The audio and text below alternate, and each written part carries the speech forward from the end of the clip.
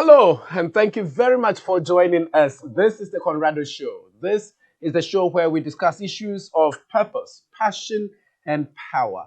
We want to encourage you to have all that you need in order for you to succeed in life because you will discover your purpose and then also you will get the right energy and passion to put into your life to succeed. And then also the power that God has granted you, the power that you wield, the power that you can garner or get from whatever it is that you do and whatever positions that you hold. How can you use that power to live a good life and also help others? That's what this particular show is all about. We want to look at success in all its forms, and the definition that we are holding on to is knowing your purpose in life and also using your potentials to achieve great things and then sowing seeds of greatness in other people's lives, as John C. Maxwell said. My name is Conrad Kakraba, and this show is sponsored by Heritage Christian University College. Heritage Christian University College is at Amasaman in Accra. We are a university that is set out to achieve things that would help you have a holistic education. And we have programs such as BSc Information Technology, Bachelor of Business Administration, focusing on accounting, banking and finance, human resource management, marketing, and business information technology management. And then also we have Bachelor of Theology. We have short courses as well in media training programs in journalism and in multimedia. If you want to learn video editing, graphic design, camera operating, show hosting, and voiceover and phonetics, this is the place for you. And we also have courses from ICM UK, such as project management, also business studies, HR, accounting and finance, and journalism and media. This is the place for you if you want quality education. We are located in Amasaman in Accra, behind the Olympic Stadium. Now, this show is also brought to you by Conrado Group. The Conrado Group is a conglomerate that offers services in study abroad. If you want to study abroad and you want advice and you want an exam that would help you to be able to go abroad, such as the IELTS or the SAT, GRE, GMAT, we are the right people that you should talk to. We also have multimedia services. If you are doing a program and you would love to have photography or videography services, we are the right place that you can have those services. And then also we have editorial services. If you want your work to be edited professionally, talk to us. You can call us on 020-6730-382. My outfit is sponsored by Medlum Fashion. Medlum Fashion gives you the best and the quality that you deserve. We'll take a quick break. We'll be right back.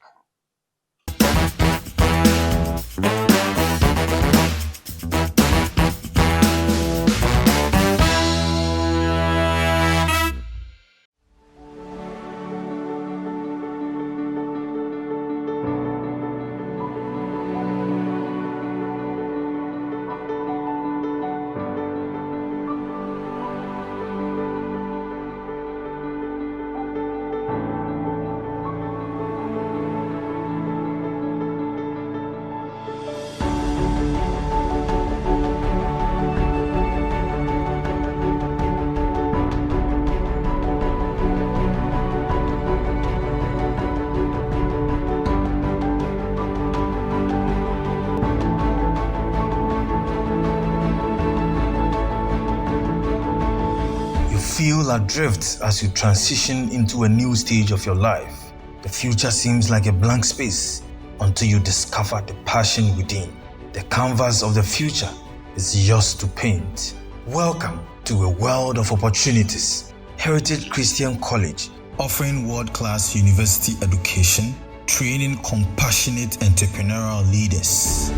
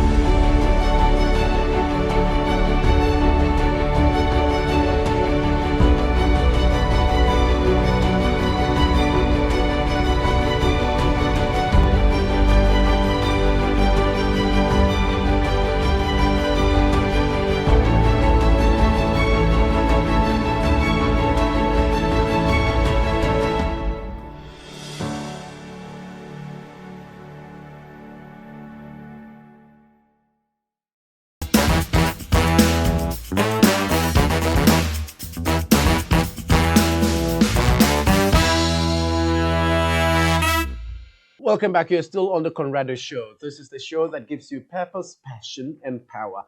Today, I'm going to be having an interaction with somebody that I've admired so much from afar. But today, I get the opportunity to sit with him and interact with him on his life. He is Vitus Zulee. Vitus Zulee. He is a spoken word sensation. He is an astute speaker, an illustrious poet, and a creative writer. He's also a techie guy, and he's going to be telling us a lot about his tech work and all of that. And I'd love to interact with him on what motivates him in the creative arts and then also in the tech space. I've listened to a lot of his poetry, his spoken words, and we've been playing some of them on Drift TV.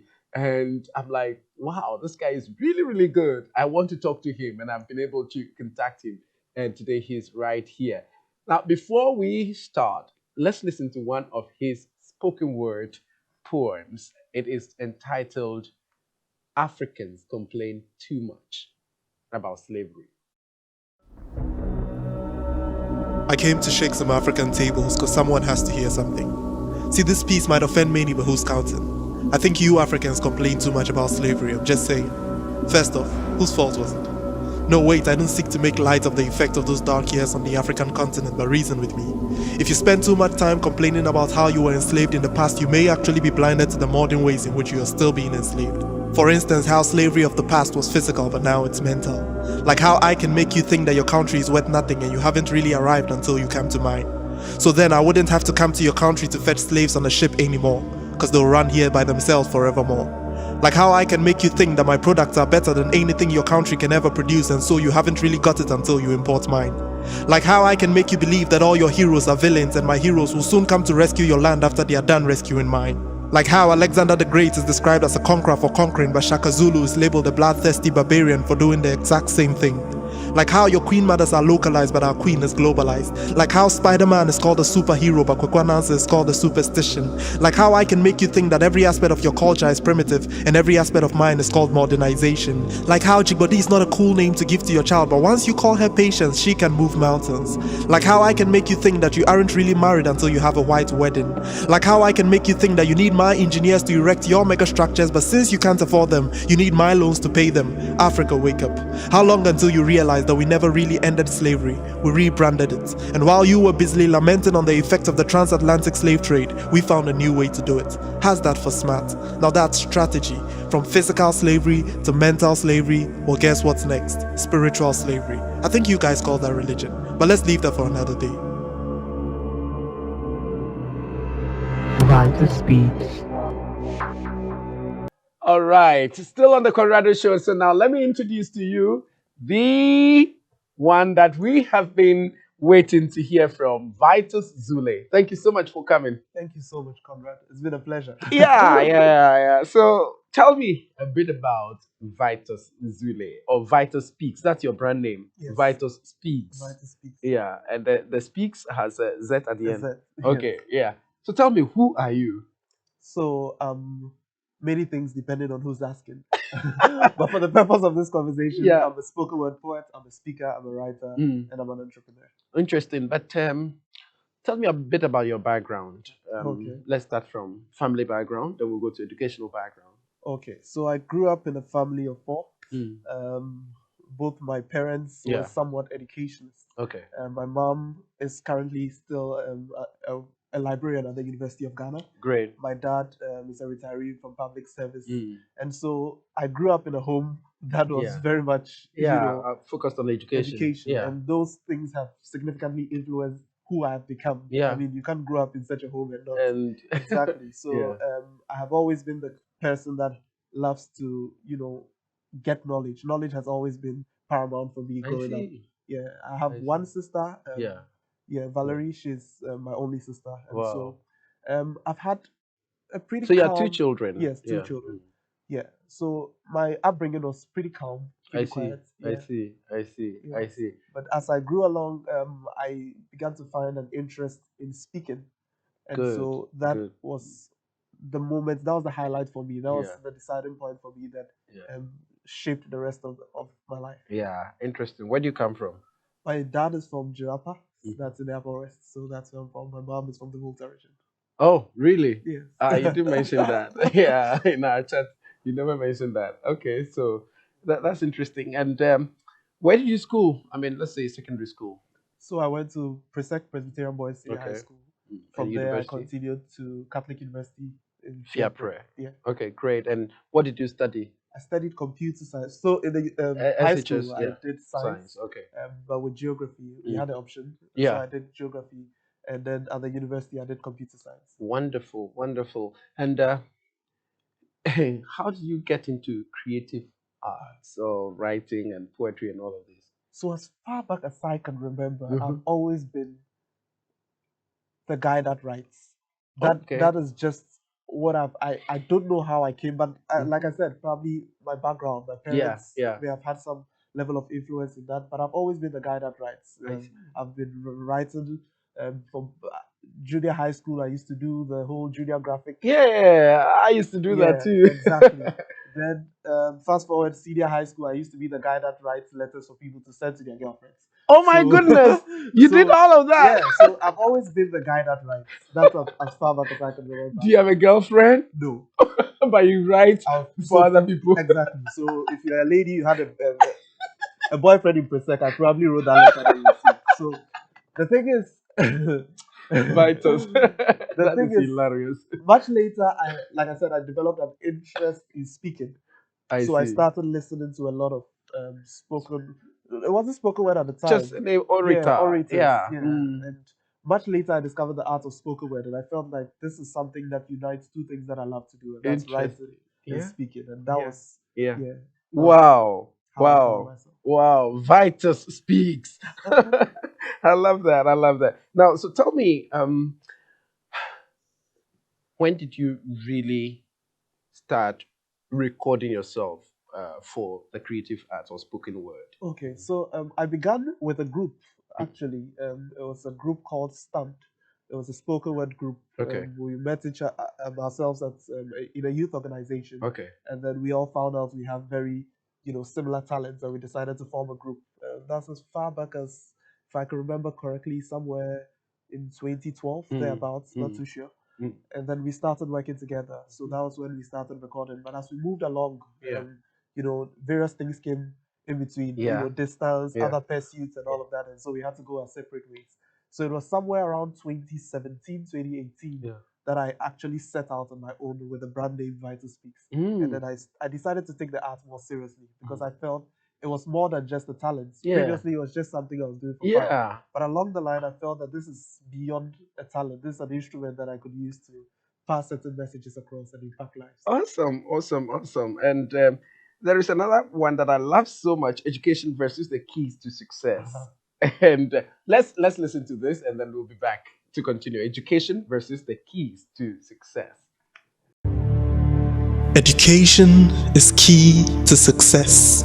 Or maybe not the key, but it is key to success. In other words, education is essential for success. Argue all you want, but this statement is legit. Name one man who succeeded without education, huh? I know many will be quick to mention names like Osei Kwame Despite, because despite he had never been to any higher learning institution, he made a fortune for himself. Well, hold up. He may not have had formal education, but you will be wrong to say he has no education. Education is simply the process of knowledge and skill acquisition. Undoubtedly, there are several ways to reach this destination, and school is just one of many such creations. So yes, I agree that school is not the only means to attain success, but I ask someone, what viable skills do you have to succeed in real life? Don't just lie in bed, pick up your phone, go online, join a hashtag that says that education is not the key to success when clearly you have no viable skills besides retweeting. You call names like Bill Gates and Mark Zuckerberg as dropouts who succeeded to buttress your claim that education is not the key to success? Well, Bill Gates didn't need a key. He literally made his own doors and windows for success. So unless you've got skills like Zuckerberg, stay in school and face books. The crux of my message is this: add value to yourself. So whether you do it in school or not, simply equip yourself with the requisite skills, knowledge and training that sells in the real world. Being in school doesn't exempt you from this. Business owners employ skills, not thermometers, so forget about your degrees. And no greater masters exist than to master the courage to learn things you were never taught in school. Food for thought. An illiterate is someone who cannot read and write. So what do we call someone who went to school and still cannot read and write? And what do we call someone who never went to school and yet can read and write? keep those thoughts to yourself, but I'll leave you with this one quote from Albert Einstein. Education is what remains after one has forgotten what one learned in school. Vitus speaks. That was interesting and spot on. What did you seek to bring out, or what informed this particular piece? Education pursues the keys to success. Okay, so I have listened to quite a lot of spoken word pieces yeah. on the subject of education, Mhm. and I feel it's an imbalanced perspective I that people see. present. Yeah. Mostly people tend to come from the angle that, I mean, it's not just about education. Yeah, Like yeah. by that they mean formal education, Mhm. so you can achieve whatever you want, Yeah. irrespective of that. Yeah. And to a very large extent, that could be true. Of That is course. valid. Mhm. However, the other side is what I felt was being left out. The Uh-huh. fact that yes, you can achieve But you should greatness still without develop formal your education. skills But and yeah, potentials, your exactly, knowledge. exactly, Yeah, and yeah. that brings the balance. Yeah. Otherwise, you're just encouraging people Yeah. to Be lazy about. mediocre. Yeah. Exactly, and so I wanted to do a piece that strikes the balance Mhm. and presents both sides of Yeah. the argument. Yeah. And you did it so well. Thank you. You did it so well. Yeah. And there is this one as well that you did. You said Africa was once poor. And I was listening to the beginning of it, and I was like, this guy, he's getting the facts wrong. And then later in the poem you said you were speaking into the future. Let's listen to this one and then we'll come and talk about that as well. Africa was once poor. Wow. There was a time where everyone believed that the earth was flat. There was a time where everyone believed that Pluto was a planet. And there was a time where everyone believed that Africa was poor. And it made sense to believe that because practically nothing proved otherwise. Hunger was the delicacy of the average African. Income streams had dried up. The road network was full of sarcasm. It did not work. Educational system was nothing to read and write home about. Healthcare was on drip, and not even teamwork was working. But look at Africa now. A hub of excellence, a model to the rest of the world, by far the wealthiest continent with the fastest growing economies in the world, a textbook case of impressive governance, now considered one of the world's superpowers. It's almost hard to believe that this continent was once considered poor. What a story. Well, if this poem doesn't make sense to you, that's because it got released before its time. I wrote this poem for the future, for the children of our children's children who will be born to an Africa that is nothing like this one, who will actually find it hard to believe that Africa was once stark poor, so I wanted to leave them some history notes. Because I believe a time is coming, and that time starts now, where Africans will no longer be considered the underdogs. I hope this poem will let us know that figuratively, the gold that was used to construct the streets of heaven was mined in Africa. Now replace the heavens with the West and realize that these monkey games must end. Enough of the journey to the West.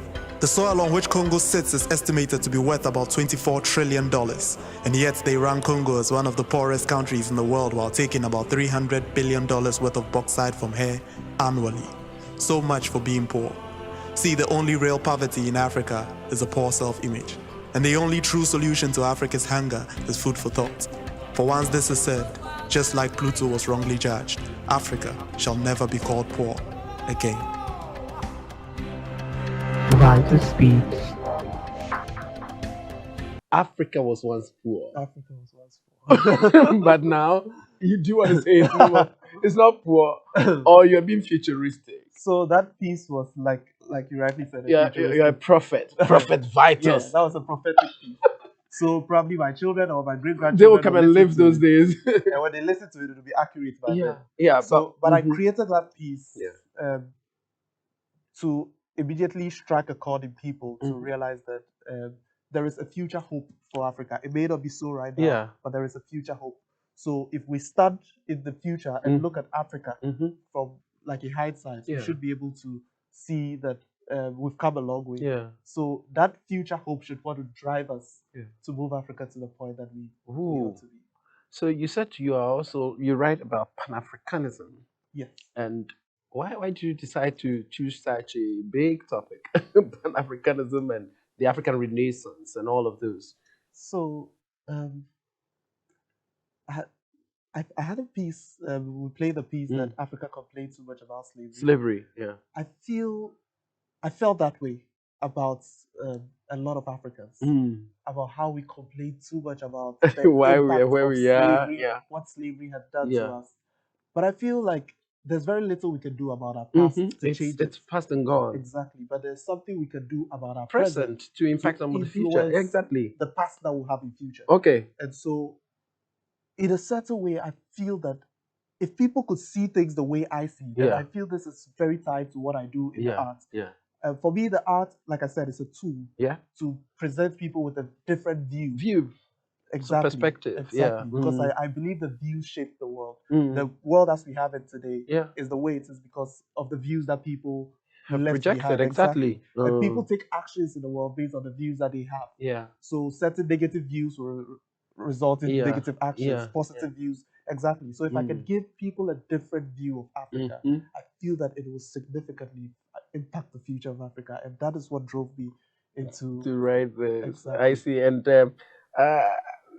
now there is this aspect of Africa that you also projected. Not Africa. It wasn't just about Africa. You read about religion as well. And there was a piece that I listened to. It was a sequel to Africans Complain Too Much About Slavery. But this one it focused a bit on religion.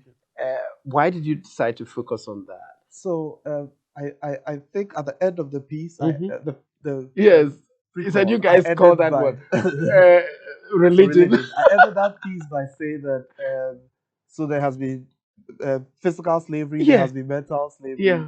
The next thing guess what? It's a spiritual slavery.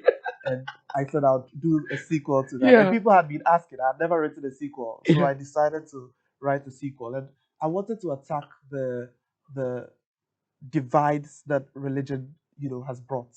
I see. And then try and open people's eyes to the fact that we should look beyond those divides. Yeah, and we can be spiritual. Exactly. But we've created a monster out of our spirituality and religiosity, and that's exactly what you wanted to.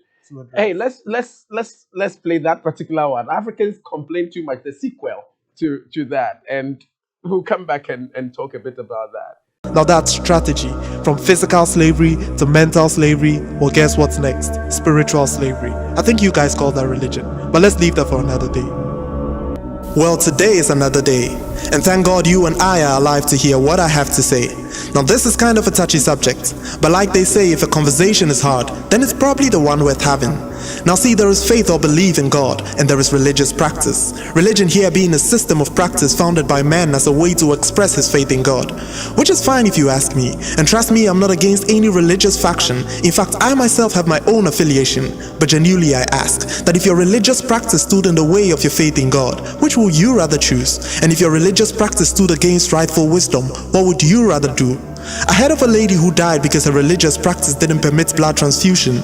I heard of a guy who failed an exam because his religious denomination considers writing an exam on a particular day of the week a desecration. Now don't get me wrong, I don't approve of examination councils being insensitive to people's religious obligation, but neither do I encourage being unreasonably tied to certain religious notions that even when there is need for necessary adjustment, you don't see reason. No wonder Jesus always had issues with the Pharisees and other religious leaders, and I think the Pharisees may have just left some descendants in Africa. I mean, it's 2020 and the most substantive argument to some religious Africans is why ladies wear trousers. Lord have mercy. And then we turn around and blame our slow-paced development on sorcery. Find me a better story. Once again, I'm not against any religious faction, and like I said, I have my own affiliation.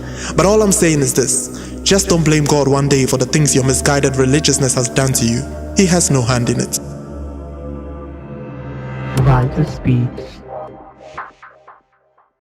You're still watching The Conrado Show. This is where we present you with purpose, with passion and power. Young people who are doing phenomenal things, and they are changing perspectives and narratives, and they are taking, their destiny into their own hands, and the power that God has given them, they are creatively using it. That's what we want to explore. And today we have one of them right here. It's called Vitus Zulee, and his brand name is Vitus Speaks. And he's telling us a lot about what we need to be thinking about, especially about Africa and about religion and all of that. And so wrapping up on religion and the sequel, basically, spiritual slavery. What do you think should be the solution to that? So, like I said in the piece, I feel people are enslaved to their denominations. Okay. Yeah. And the the piece was meant to liberate people from the shackles that denominations has put on people. And set them free on their minds, free to worship God in sincerity and in truth.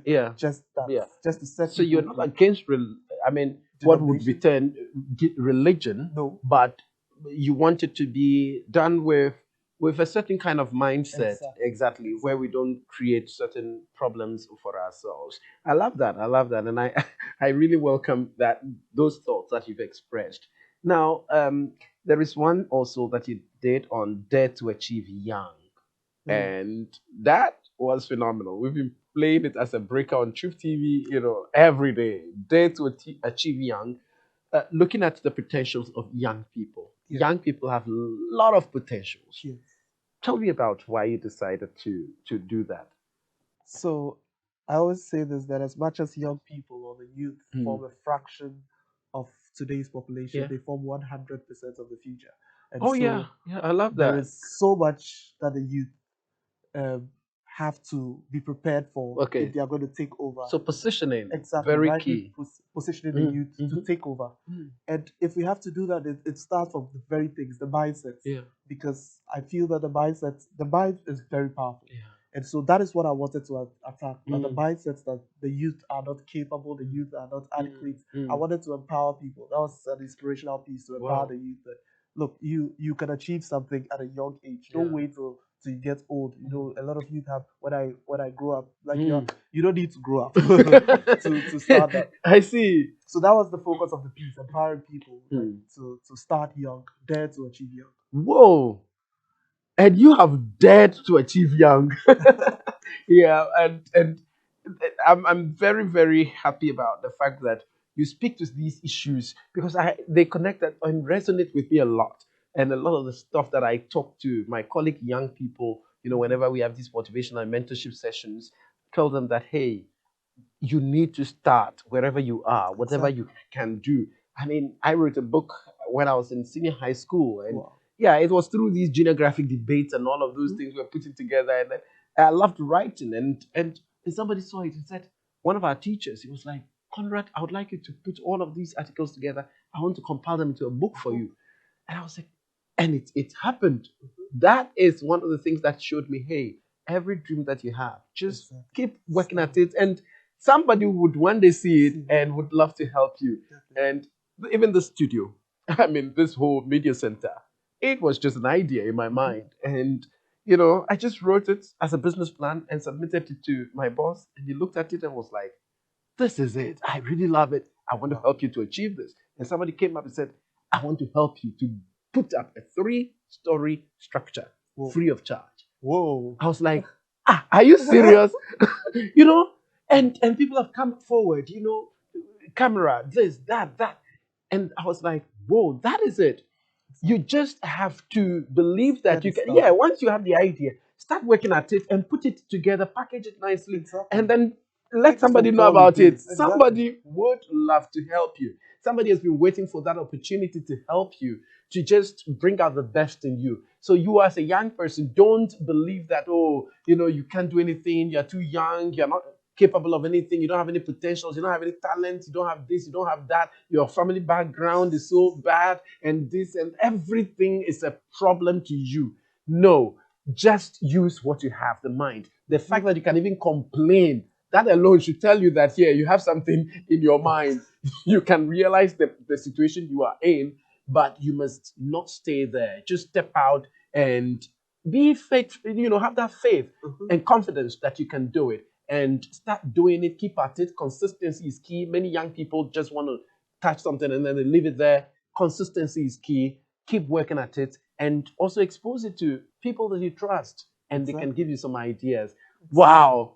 I am going to have another session with you on your tech space and the next gen entrepreneurship.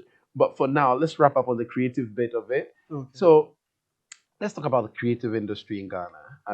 Your side especially, the spoken word. Music has been well developed. People make huge sums of money from music in Ghana and elsewhere.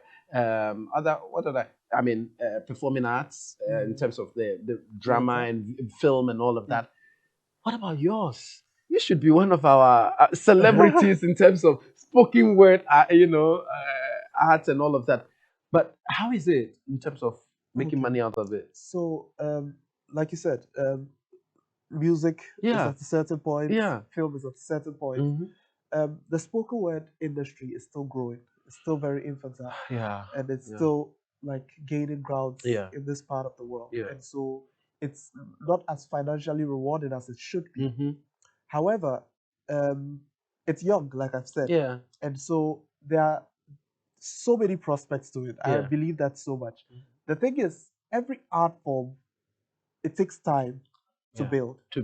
Exactly. And to be recognized, appreciated, for people to invest in it and all of that. Exactly. And it takes great work from the part of the artists themselves to push the art. That's it. Promotion, because nobody has, do you have a manager? Let me ask you. Nobody. Yeah, but I would love to be your manager. To promote your art because, well, maybe because I also have some biases for that. I also started this whole media thing as a spoken word artist at Radio University, at the University of Ghana, when I was a student there. So maybe I have the bias for that. But I didn't develop it because there was nobody interested and nobody to promote, nobody would come forward and say, I want to be your manager. But for me, I want to be your manager. I want people to appreciate what you're doing and to see the beauty of it and invest in it and promote it and make it an industry on its own. And I think that you have started greatly, and I'm going to encourage you to keep it up. Definitely. You have some Creative Commons or something. You've been Creative Commons, yes. It's called what? Creative Commons. Creative Commons. Yes. What's that? Tell us about it. So that is my annual spoken word event that I hold every year. I see. It's usually around March. This year will be in the middle of the year in June. Okay. So it's an event for mainly spoken word artists. Yes. Okay. To come, various spoken word performers. These are all in our bid to promote it and elevate the standard. Exactly. Yes, I feel we very often refer to music and all of that, but some time ago, certain genres of music didn't have so much prominence. Of course. It took efforts from the artists. It took certain efforts to push a genre like rap music. Some time ago, it didn't have so much prominence. But right now, rap music is gaining ground. Sure. A lot of other art forms are gaining ground. Mm-hmm. So it'll take effort. This is the efforts that we have started. Wow. And so we are looking forward to other people to get on board, other people to come on board, and let's make this happen. Awesome. As you're talking about rap, I listened to one of yours, which sounded like rap to me. I was like, this guy, he should be challenging Sarkodie and all of those guys, And he says, what? Is it white folks wasted a slavery head start? The comeback. Oh, okay. Yeah. And you actually acted it out, not like the normal street face that you've been doing in the other videos. This one, you actually went to act it in some, where was this? It looks foreign, like you are in the US or somewhere. It was shot at the shop, Accra. It's called The Shop. The Shop in Accra. In Osu. Really? Shop. Yeah, that's the place. It's they promote indigenous African. Exactly. Interesting. It looked so foreign to me, and I loved it. The way you acted. Did a great job. You did a really good. And it looked like a song, a rap song. Exactly. So let's play that, and then let's see what he's talking about. I am of the view that views shape the world, so here's a view that can shape the world. White folks wasted slavery if you think about it. I mean, you have a 400-year head start and this is how far you could get. I can't help but think that maybe they actually needed a head start to begin with. And maybe Africa needed a setback to see what she can achieve irrespective of a 400-year setback. But we don't get that. No amount of reparation can fix that. And I'm not saying we don't need that. But more than that, what we need is a comeback. Because we've got so much talent as our birthright, natural resources on our home side. I feel God had to send Africa back 400 years because he realized he had spilled so much of the good sauce on the continent. And it will take approximately 400 years for others to catch up. But since we were the ones who got sent back, we now have to do the catching up. Which is not a problem really, because we know how to build the best part of the world. We've done it before. We know where to find the raw materials, they took it from here. We know where to find the talents, they gave us the mirrors. There's just one thing we haven't learned to do.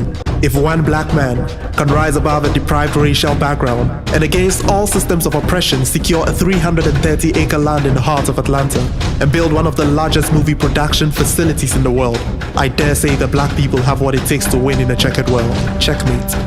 So we can either keep complaining or we can decide to stage one of the biggest comebacks in the history of humanity.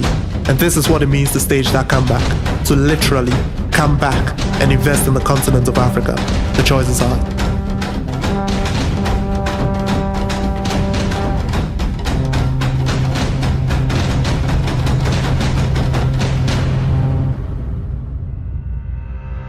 Vitus speech. Okay, white folks wasted the slavery head start. Is that the title or The title is The Comeback. just a comeback? Yes. Oh, So the purpose of that piece was just to was he around Ghana Beyond 8 time? Yes. And those Yes, is it? to welcome Yeah. Africans in the diaspora. back to the Yeah, just- because I was connecting the yes, dots exactly. and I saw that you wanted for people to come back home, and explore where they come from and Beyond all of the year that. of return. Yeah, you know. But it's a huge phenomenon, and then also an activity, an event that we did well. Of course, we can continue. We can do better. Definitely. This was the first time that it was really done that way. Yeah. Yeah, and you wanted to add your voice to it. Yes, I feel arts. I mean, we have the audience. Yeah. Artists have audience. Yeah. So using our arts to promote as many things as we can That are positive. Yeah, exactly. So others rest on us as artists Yeah. to use our voice to promote great causes. Yeah, that's it. And I really love it.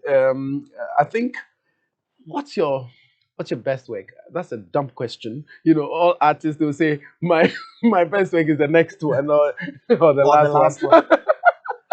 It's generally very hard. Yeah. But I have a piece that I so love. Which is The Movement.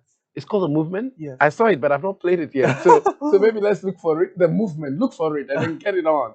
Yeah. Yes, What about it? So I love that piece because it attacks hate speech. Yeah. And I love it because of the approach that I took in I presenting see. it. Most people, when they want to talk about that particular subject, Yeah. they approach it either from the party of the part of the victim Yeah. or the victimizer. Okay. But the part of the third party. But I came from the part of the person who is suffering it. exactly. Okay. Hate speech. And then In fact, let me that. just catch you there. My award, my only Ghana Journalists Association award that I won in 2013 or so, as the best political reporter in Ghana, was on hate speech. Hate speech. Wow. The title was "The Ripples of Hate Speech." So I'm really going to follow up on this topic. So as the victim, you want to say what exactly? So as the victim, I wanted the victim to just get in the mind of the victimizer and realize the reasons they do that. See, when you get to know why people do certain things, you discover that it's not really about you. Sometimes it's about them. There's a void in their lives. Okay, they're just venting some spleen that is. I see. So there's something wrong with them. Once you see it that way, you're more relaxed about it. You don't get agitated. You just let it slide. Yeah. Who are your mentors? My mentors On the international scene or local scene or Okay, so in terms of spoken word, particularly. Okay. Spoken word in particular, I would say on the international scene, I listen to Prince EA. I knew you were going to mention him first. Prince EA. I love him too. I listen to Zulee Breaks. Okay, I don't know about him. I listen to George the Poet. I see. Yeah, I see. These three. Okay. Yeah. I see. Awesome. So, yeah, I could see some connections between you and Prince EA, and I wanted to ask you a question, but I didn't know you were about to drop the bombshell. Yeah, that's nice, Prince EA. Do you know about Jay Shetty? Yeah. Jay Shetty. I love his podcasts. Yeah. Okay. Yeah. I see. His podcasts. Yeah. Interesting. Okay. Interesting. So maybe just wrap it up on the creativity bit of it. Do you have any appeals you want to make to people who want to invest in people like you? I mean, people who have a lot of money, they don't know what to do with it, and they want to promote some young talent and all of that. I want to be your manager, but I got no money. I got no money to. Yeah, government and all these creative industry, players. Yeah, so to corporate Ghana, to anyone listening, to any investors, I would say that usually people fear the creative arts. What do you mean? Place to invest in. And because it's risky. Risky, yeah. You don't know how people would accept it. Yeah. As it says, anything where there's high risk, there are high rewards. Of course. So the creative art, I believe, especially for Ghana, is one of the most lucrative ventures. We keep talking about the year of return, beyond the year of return, December in Ghana. One of the key, catch is the art events that drive people. That's the power of creativity. Then again, the creative arts is one of the biggest avenues we can use to put whatever messages that we want to put across. Great. So the politicians, you have messages that you want to put across. Different people that have messages that you want to, even preachers. Once you put it in art, it becomes some form of a bait to draw people who love the art. And so this is a very there's this one that I really love so much. We've been playing it as a breaker on Truth TV. My boss exposed me to it, and he says, I mean, it's by SM Logridge. He was an old preacher, and he recorded a piece that was just about Jesus Christ, and it was phenomenal. He says, "That's my king. That's my king." I mean, you can go watch it. Yeah, and the message of Jesus. If you watch that and you don't believe in Jesus, then you didn't. There's no redemption for you again. Yeah. So I love what you're talking about, and it was spoken word kind of poetry. Though it was a sermon, but he put it in a certain way that was so captivating. Exactly. Yeah. And that is the power of art. Yeah. So with art, whatever messages you want to get across, whether it's about your organization, whatever it is, art has a means. So you mean big organizations, can come for you to do something for them? Exactly. Whoa. It's already happening in other parts of the world. Yeah. We need to embrace it here as well.